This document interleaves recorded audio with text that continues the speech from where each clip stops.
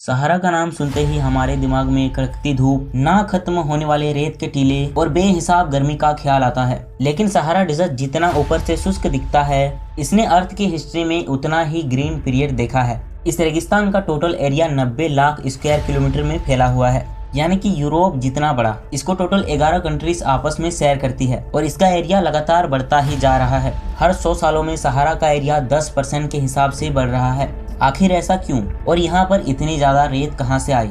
हमारे चैनल पर पहली बार आए हो तो वीडियो को लाइक करके चैनल को सब्सक्राइब कर दो। यहाँ का सबसे दिलचस्प नज़ारा है इजिप्ट में मौजूद व्हाइट डिजर्ट, जो दिन के टाइम पर आर्कटिक रीजन का लुक देता है। इसकी व्हाइट रेत और बीच में बने सफेद लाइमस्टोन की फॉर्मेशन को देखकर ऐसा मालूम होता है कि इनको किसी ने खास इस शेप में बनाया है, लेकिन असल में हजारों साल पहले यह जगह समुद्री तल हुआ करता था। आज से 25 करोड़ साल पहले जब हमारी दुनिया में डायनासोर का राज था, उस वक्त यह जगह जहां पर सहारा मौजूद है यह टेथिस नामक सागर था और इस सागर की वजह से इसके तल पर लाइमस्टोन की लेयर बन गई थी। वक्त के गुजरते जब नए कॉन्टिनेंट बने, ओशियन खत्म हुआ, तो इस जमी हुई लाइमस्टोन की लेयर पर पहली बार हवाएं टकराना शुरू हुई। हवा के झोंकों की वजह से लाइमस्टोन फैलते गए और देखते ही देखते यह जगह व्हाइट डिजर्ट में बदल गया।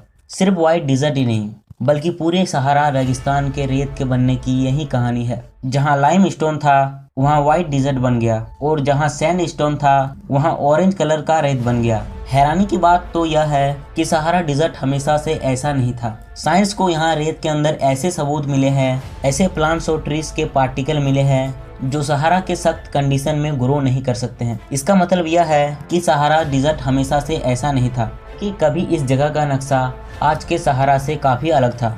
26 लाख साल पहले हमारी दुनिया आखिरी आइस एज की तरफ जा रही थी। हर चीज फ्रीज होना शुरू हो गया। जमीन और महासागरों में कोई फर्क नहीं बचा था और ग्लेशियर बनने की शुरुआत हो चुकी थी। जियोलॉजिस्ट का कहना है कि यह अर्थ की हिस्ट्री में 5वीं बड़ी आइस एज का दौर था।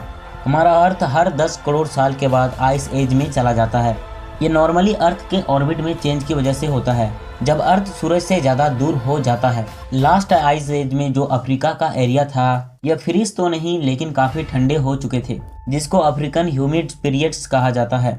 जहां पूरी दुनिया बर्फ की मोटी लेयर से ढकी थी, वहीं सहारा हरा भरा और जीवन से भरपूर था। यहाँ हजारों मील तक फॉरेस्ट थे और चप्पे चप्पे पर हरी घास होती थी। बारिशों की वजह से यहाँ रिवर्स बहती थी। लेक्स था जो अगर आज होता तो शायद दुनिया का सबसे बड़ा लेक होता। यहाँ पर हर तरफ जानवर थे जो किसी वर्षा वन में होते हैं। इन सब चीजों के साथ साथ एंशियल ह्यूमन की भी बड़ी तादाद यहाँ माइग्रेट करके आई थी, क्योंकि बाकी दुनिया के मुकाबले सहारा ही एक ऐसा जगह था जहाँ जीवन मुमकिन हो सकता था।